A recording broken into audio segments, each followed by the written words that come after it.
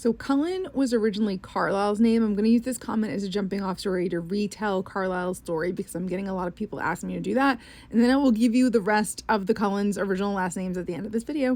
This is Carlisle's picture in the illustrated guide. He is born in London in 1640. He is the only child to a pretty intense Anglican pastor. His mom died in childbirth, so his dad is all he has. Carlisle's father considered himself to be a crusader against evil, and how he did that is that he led a ton of raids against what he thought were vampires and werewolves and witches in London, and he was actually unaliving a bunch of innocent people. His dad gets too old. He puts Carlisle in charge. Carlisle's like a very different temperament. Like, he is like, I don't think that there's any evil. I don't know. I don't think there are vampires. He is very clever, though, and he's very tenacious. And he eventually actually does discover a coven of vampires living in the sewers, which, funnily enough, didn't exist at the time. The Londons don't get sewers until the 1800s. Thank you, Stephanie. Carlisle arranges a raid against these actual vampires, and the vampires come out and they bite Carlisle. The other hunters that were with Carlisle were unalived, and so Carlisle, knowing that anything that was like bitten by a vampire is going to get burned, like drags himself to a nearby cellar and just lays silently during his transformation, even though he's in agony. When Carlisle comes out of that transformation, he is horrified by what he is, and he tries to unalive himself in numerous ways, and it doesn't work. He then tries to unalive himself by starving himself. Months pass. He keeps himself away from humans because he knows that he really doesn't have the willpower.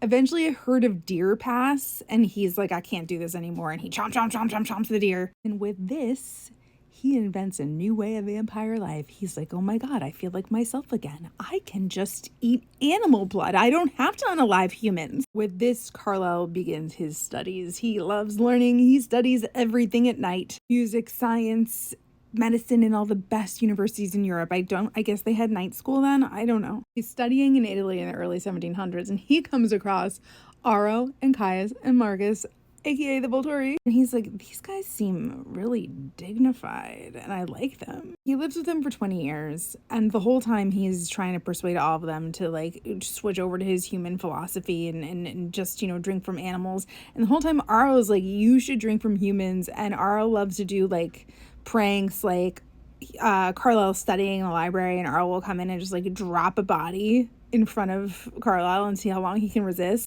And history will say they were roommates. So after that 20 years, Carlisle goes over to America. He goes to the New World, and he can finally start practicing medicine, but he is lonely. And this is when he starts to be like, should I create a companion? And apparently he deliberates on this for decades. He's like, should I, shouldn't I, should I, shouldn't I? Is helped to make this decision by a woman named Elizabeth Mason, who he's treating for Spanish influenza in 1918. And she's like, please, please save my teenage son, save my teenage son. She can tell that Carlisle's like other. So Carlisle's like, okay. And so he turns her teenage son, and that son is Edward Anthony Mason. That was his original name. Carlisle and Edward start traveling around together. The cover story that they use is that Edward is the younger brother of Carlisle's late wife. In 1921, they moved to Ashland, Wisconsin, and that is when they meet Esme. She has tried to unalive herself, and it ends up in Carlisle's hospital that he's working in, and they transform her into a vampire. Because Carlisle's like, wait, I met her 10 years ago when I was passing through here, and she was 16. I fixed her broken leg. I can't let her go.